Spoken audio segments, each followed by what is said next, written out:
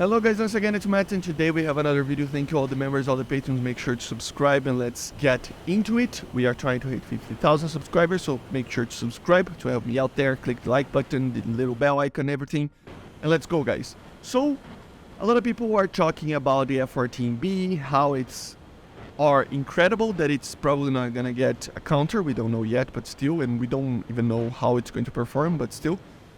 People are getting mad that he doesn't have a counter, or they're getting happy because of it, because we don't need a counter, because the MiG-29 is already in the game, Yak-41 and everything. But I wanted to make a video because a lot of people think that the MiG-31 is a counter to it. So first let's talk a little bit about what the MiG-31 is, and then we're going to talk about what I think about it being a counter to the F-14. So if you don't know, the MiG-31 is the further development of the MiG-25. You know, it's an interceptor, very heavy, but it had improvements over the older MiG-25, mainly the radar, the weapons, the fuselage itself, the wings, everything like that was improved for better, just overall maneuverability, right? It was added a cannon to it, a Gatling 23mm. It just overall, the performance, the engines are better than using a turbofan engine instead of the D30 turbofan, instead of the turbojets of the MiG-25, right? So overall, a very, very good aircraft. The main thing about it would be the Zaslon radar together with its main missile, the R-33. The Zaslon radar is a fully PESA radar, so fully electronic scanned. The cool part about it is that it is a very strong radar in the sense of range, and also it has the ability to hard lock 4 targets at the same time, something that a normal mechanical scanned array radar or a mechanical pull-stopper radar that we already have in game, like the AUG-9, the N019, cannot, right? So it would be a very, like a first of its kind, you know, in the game. It would be an amazing radar. It's a technology that a lot of people use today, and most of the European countries, the Japanese and the Americans use AESA radars, which are similar technologies to the PESA as well. So kind of everybody uses this type of technology anyway, right? So electronic scanned radars. So yeah, it's just overall instant detection, very long range, and just overall better tracking. Everything is just amazing. PESAs, electronic scanned radars are amazing. And the MiG-31 was the first one to actually use it. It is a very heavy radar though.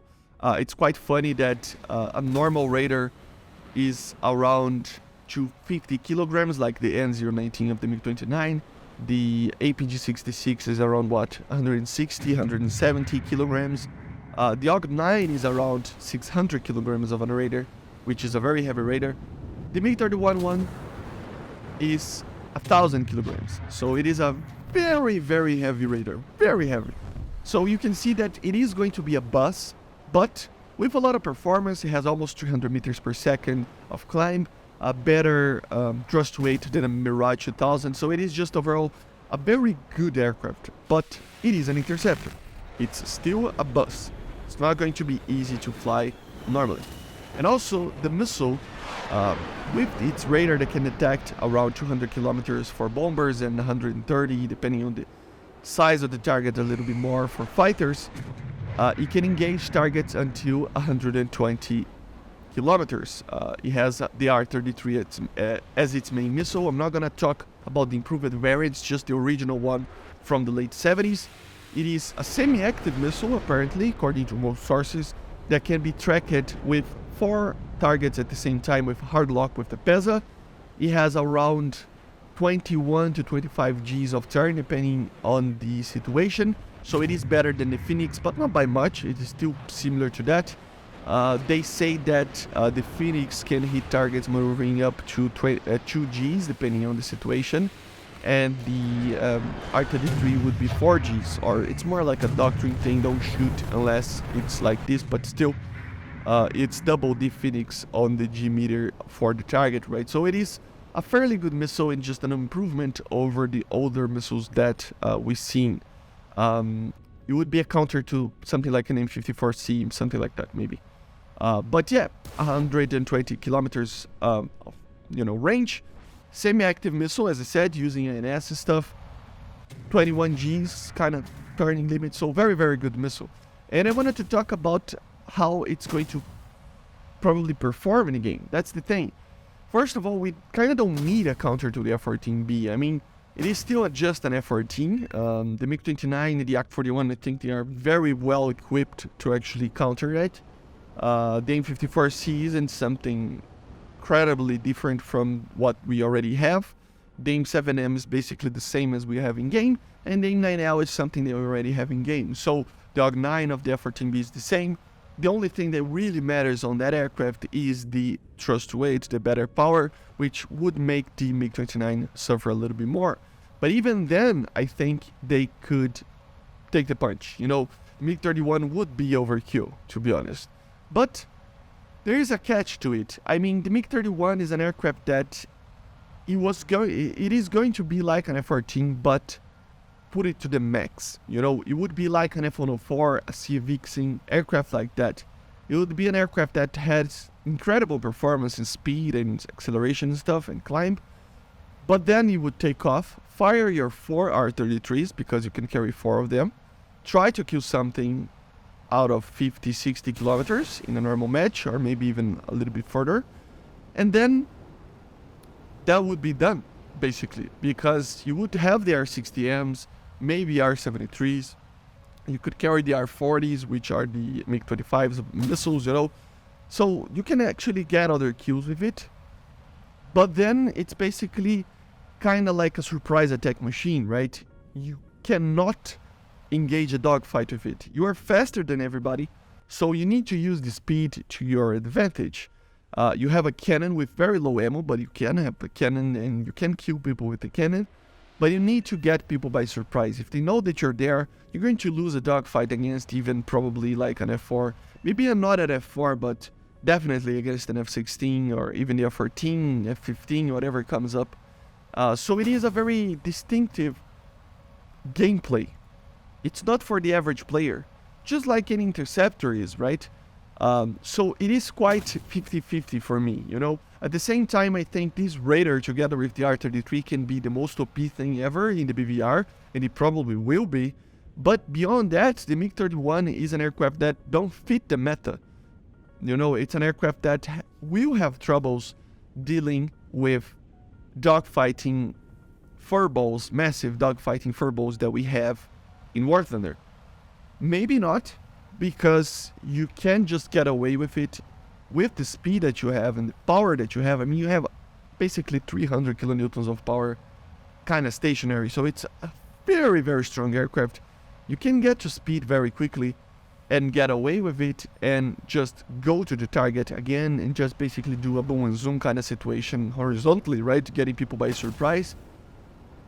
But the thing is that beyond that, there isn't much of a gameplay beyond that. Is that a great game breaker? Is that something that we don't want to see in War Thunder? I don't know. Then it depends on each player. That's why I don't see the MiG-31 coming up right now, or not even like soon. Because first of all, it is going to be the best BVR machine ever in the game until now.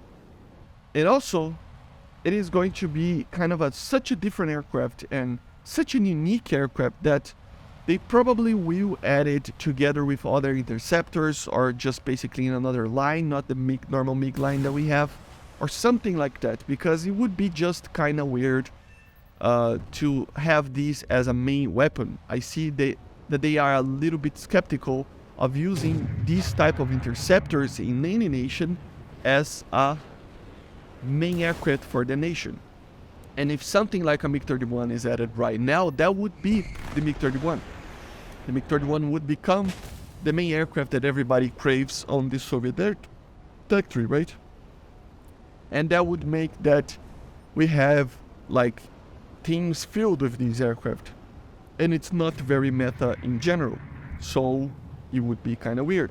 So, for a gameplay standpoint, I really think that the MiG-31 should be added when we have a more complete gameplay style, when we have F-15s, Su-27s, just overall 80s aircraft, more of them, you know, maybe even a little bit later than that. And then you can add something like this, because if you are alone with this thing and you run out of missiles, you're basically dead. Or not dead, but you need to run away and get to the base, right? So it's It's complicated. It's less complicated than something like a MiG-25 or cannonless aircraft in general, but still it would be kind of weird, right? So that's the reason why I think this thing will not be added right now, and why I don't think it's the proper counter to something like the F-14B. It might be a support to the counters to the F-14B in the future, like a support aircraft for something like a MiG-29, the F-31, Su-27 in the future. But right now, I think it would just do more harm than good. And with the R-37ER, we barely need any counter anyway, right? As I said. So that's my opinion on it. I think it's an amazing aircraft. I really hope it's added. I don't care if it's going to be meta or not, to be honest. I would like to see it no matter what. I really don't care about this type of thing. The aircraft doesn't need to be meta. You need to properly use it. Obviously, in the way that everything is in War Thunder, some aircraft have troubles with that, but every aircraft have a place in the game, in my opinion. But anyway, let me know in the comments if you agree that the MiG-31 is a complicated aircraft and it should not be added right now, or if you disagree and think the MiG-31 should be added right now because it's an amazing aircraft and the F-14B needs a counter. As I said, leave it in the comments, and I see you guys on the next one. Bye guys, see ya.